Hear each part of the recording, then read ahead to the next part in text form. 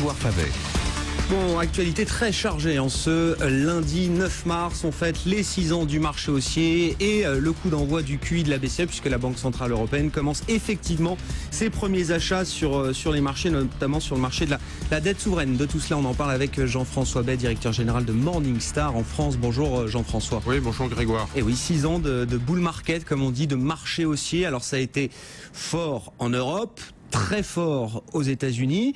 Ça a commencé en mars 2009, faut se souvenir. Point bas du S&P 500, 666 points le 6 mars. Point bas du CAC 40 le 9 mars, 2465 points.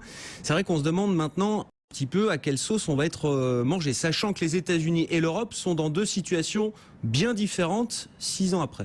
Cycle complètement différent dans le sens où les États-Unis ont commencé en fait activer les leviers de la relance, la recovery comme on dit là-bas, très tôt, donc février 2009, à la fois sur le plan macroéconomique conjoncturel, Recovery Act, baisse des taux directeurs, investissement dans l'infrastructure, activation de la baisse du dollar, etc. Des éléments qu'on est en train de connaître aujourd'hui en zone euro, c'est assez marrant le clin d'œil, puisque la BCE commence son quantitative easing 6 ans après, et on voit les résultats aux États-Unis étaient assez extraordinaires, pratiquement 20% de performance sur les marchés par an, donc du 2 chiffres et du 2 chiffres à 20%, avec un niveau de volatilité proche de 8%.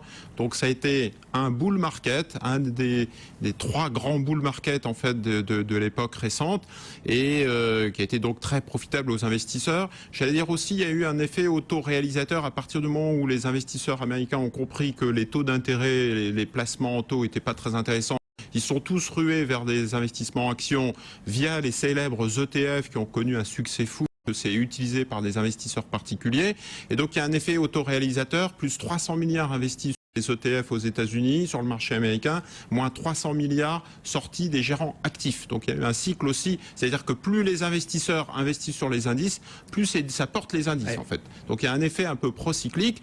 On voit que les performances sont au rendez-vous. Je pense qu'on est rentré dans un cycle un petit peu différent, puisque la semaine dernière, on a vu que les taux d'intérêt long terme aux États-Unis ont fortement monté. On est pratiquement sur des chiffres d'emploi qui étaient très bons, bien meilleurs que prévu pour le mois de février. Quasiment 300 000 créations d'emplois. C'est ça qui a déclenché effectivement la remontée assez violente des taux d'intérêt américains sur le marché.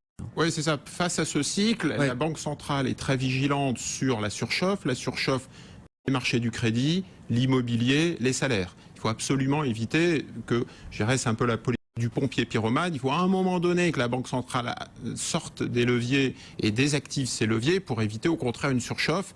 Et donc c'est ce qu'elle regarde, puisque avec un taux de chômage à 5,5%, elle avait déjà un peu une forward guidance, un objectif de 6,5%. On est clairement en plein emploi aux États-Unis.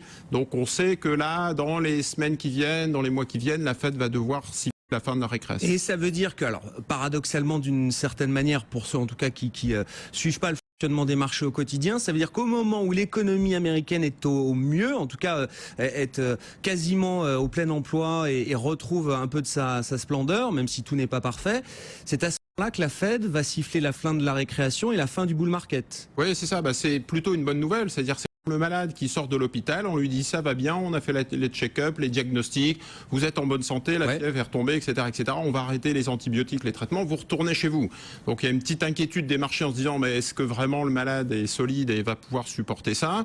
Et donc la Fed dit moi j'arrête, je vais remonter les taux directeurs, et donc croissance auto-entretenue, consommation des ménages, investissement des entreprises est lancé, et donc on a un cycle aujourd'hui qui sera auto-entretenu et qui sera autosuffisant. Donc plus besoin d'artifices, plus besoin de médicaments. Donc au moment où l'Américain de la rue commence à ressentir vraiment les effets de la reprise, et encore une fois il y a toutes les questions évidemment de différence au sein de la population américaine, l'investisseur, lui, il aura plus son joujou Wall Street, le marché pour investir et pour gagner de l'argent. Il va faire quoi l'investisseur? Alors c'est un petit peu le match, il y a parfois le match intergénérationnel, là c'est le match un petit peu des agents économiques. L'agent économique rentier investisseur, c'est sûr, a un peu de soucis à se faire, puisqu'on parle de hausse des taux et de stagnation des actions, enfin des performances sur les marchés qui sont on espère au moins qu'elles vont stagner, parce que l'autre option c'est qu'elles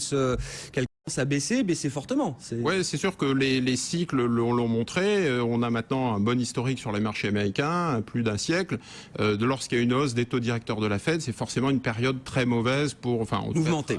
Assez mouvementée pour les actions. Donc les actionnaires et les investisseurs, eux regardent l'avenir, ils achètent les bénéfices futurs. Ils ont un petit peu de soucis à se faire parce que les bénéfices de plus trop augmenter, les valorisations sont assez tendues et on vient de parler de, sinon de vent contraire en tout cas, une période un petit peu plus neutre. Au contraire, je dirais l'inverse des rentiers, donc ceux qui doivent consommer et ceux qui doivent emprunter vont peut-être entrer dans un cycle un peu différent. En revanche, c'est intéressant de regarder ce qui peut se passer en Europe, puisque la grande question c'est de dire est-ce que l'Europe est capable de vivre un découplage, c'est-à-dire qu'on aurait une croissance et une recovery en Europe qui est en train d'être installée, alors même que les États-Unis auraient tendance à activer les freins et sortir le parachute. Ça, c'est une question. Alors, tout dépend bien évidemment de la brutalité de ce frein. Si une stagnation des marchés américains et qu'on se donne jusqu'au mois de juin ou jusqu'en fin 2015, effectivement, les marchés européens devraient continuer à profiter des vents positifs qui ont été activés en Europe. Inversement, si c'est un vrai crack obligataire ou action, là effectivement on ne sera pas immune, on n'est pas waterproof et on subira forcément ces mouvements. Mais ce qui est intéressant de noter, c'est que n'empêche qu'en Europe, la recovery petit à petit est activée. Ce ne sont pas que des effets techniques. Et on parle de la BCE et du quantitative easing, on parle de la baisse de l'euro, de la baisse du prix de pétrole ou de la baisse des taux, mais on voit aussi, la semaine dernière, c'était symptomatique, que la conjoncture est au rendez-vous. On a très clairement une BCE qui révise ses prévisions de croissance en zone euro 1,5% au lieu de 1%. Donc on voit que l'environnement macroéconomique s'améliore quand même, et l'environnement microéconomique aussi s'améliore. Vous avez vu les résultats des entreprises en zone euro, et pas mal d'opérations de fusion aussi, donc ça vient porter les marchés. Rajoutons à cela les flux de collecte qui sont très positifs. On a des collectes, pour vous donner une idée, Morningstar a calculé que sur un an, les Américains et les fonds internationaux ont augmenté leurs investissements en Europe de plus 8%. Donc il y a un vrai mouvement positif vers l'Europe qui profite en fait aux bourses. Le CAC 40 est le marché qui a le plus performé depuis le début de l'année. C'est un des meilleurs. Effectivement, c'est un des meilleurs. Voilà, donc en fait, les 6 ans aujourd'hui de cette recovery, de cette sortie, de ce mouvement haussier, depuis le début de l'année, c'est un des marchés qui performe le plus au monde avec l'Italie et l'Allemagne. Donc on voit bien que c'est la zone euro qui est recherchée et les entreprises françaises en particulier. Alors la grande question, c'est de savoir si ça va continuer avec cette épée de Damoclès d'un changement de régime trop brutal à Wall Street, oui, effectivement. Voilà. Alors, on avait évoqué ensemble la baisse de l'euro, on en a profité à plein, puisqu'on avait évoqué 1,20 en fin 2014, c'est ce qu'on a touché, et on a parlé de parité sur 2015, donc on va tout droit vers la parité euro-dollar, donc ça c'est un soutien très fort et je pense qu'on a bien joué cette thématique-là. On a parlé justement dans notre scénario d'un soutien des bourses européennes. On est toujours dans ce mécanisme jusqu'au mois de mai-juin, jusqu'à la hausse des taux directeurs de la Fed. Je pense qu'on est relativement protégé et on le voit d'ailleurs encore dans la séance d'aujourd'hui. On avait commencé fortement dans le rouge et bizarrement, dès que les marchés américains s'ouvrent, ça rachète pas mal. Le flux reste très positif. Et ça donne la part belle aussi aux gérants très actifs. Stock pickers, ceux qu'on appelle les stock pickers, sélectionneurs de valeur. Exactement. Autant quand vous êtes sur 6 ans de bull market, il y a l'indice qui performe automatiquement. À peine de se casser la tête. Là, ce sont les flux qui emportent tout monte d'un coup quasiment, on va dire. Voilà. Quand on parle de cycle plus positif, plus difficile avec hausse des taux, volatilité, etc., c'est les stock pickers qui vont pouvoir faire leur marché, parce que là on est plus microéconomique. Et ça tombe bien, vous voyez où je veux en venir, puisque cette semaine, on remet les prix, donc les Morningstar Awards.